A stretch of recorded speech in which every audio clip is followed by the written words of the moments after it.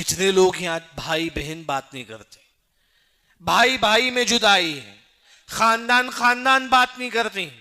آج کئی لوگ جن کو جاب نہیں ہے، دیکھو کیا آپ اپنے خاندان والوں سے بات کیا ہے؟ نہیں. کیا آپ کسی سے دشمنی کیا ہے؟ یعنی آپ دیکھو، ہر انسان اپنے بارے میں جانتا ہے، میں کس سے دشمنی کرتا ہوں، آپ کس سے دشمنی کرتے ہیں، معلوم ہے. حدیث میں آتا ہے کہ من سر ان یبسط لہ فی رزقہ، اگر آپ یہ چاہتی ہیں کہ اللہ آپ کو مال دے، ہر انسان چاہتا ہے اللہ مجھے بھی مال دے، آپ کو بھی مال، ہر انسان چاہتا ہے. اگر آپ یہ چاہتی ہیں کہ اللہ آپ کو مال دے، فلیصل رحمہ، رشتہ داری قائم کریں. اگر آپ رشتہ داری قائم کریں گے اللہ آپ کو رزق دے گا.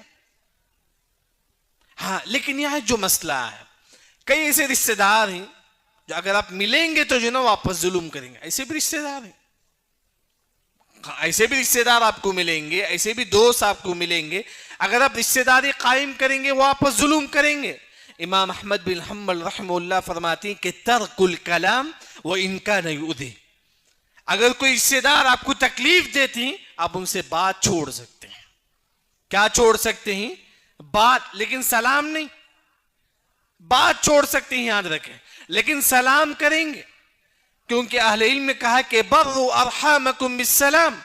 اگر کوئی ایسا رشتہ دار ہے جو آپس ظلم کرتا ہے، آپ ان کو اچھائی کے ساتھ پیش آتی لیکن پھر بھی آپس ظلم کرتا ہے، کم از کم آپ سلام کے جیسے اپنا رشتہ قائم کرو.